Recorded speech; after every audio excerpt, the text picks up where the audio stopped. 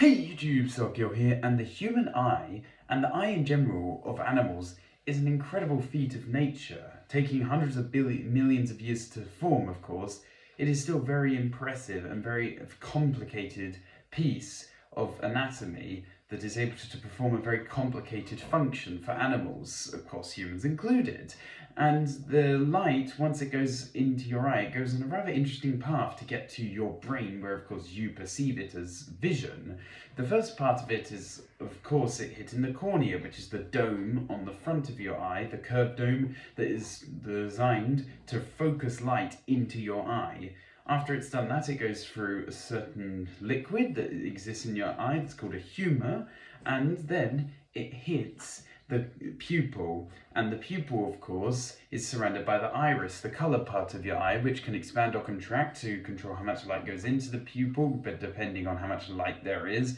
or emotional factors. And once it's gone through the iris and through the pupil, it will then reach the lens, of course. And the lens, just like the cornea, is designed to focus the light. It has tiny little muscles that can move around the lens and bend it and squish it and pull it until it's focused on objects at different distances. When you look at an object, say, this close to you, and then an object on the other side of the room,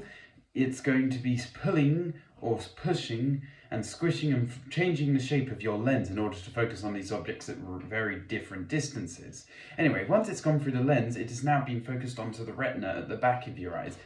There's actually a hole in your retina, by the way, which is your blind spot, where the optical nerve is, but ignoring that, the light hits these cone cells at your retina, which contain the three natural physical colours, red, green and blue, and of course any vision is just a combination of those colours at different values, and once it's done that, it's converted into an electrical signal and then it goes into your brain. But the interesting thing is, you see everything upside down. Not right now, but when light first enters into your brain, it's upside down. The reason why is because light from the bottom of a scene, let's say you're looking at a whole room, you're looking at the floor at the bottom, the ceiling at the top, the light from the floor is going to enter your eye, yes, from the bottom, but it's going to reach the other side, the top of your eye, by the time it gets to the top, and that's of course where it's detected, and vice versa. And so images are flipped the moment they come into your eyes, but the reason why we don't see everything upside down is because luckily your brain knows this, and so when it receives upside down images, it flips them the right way.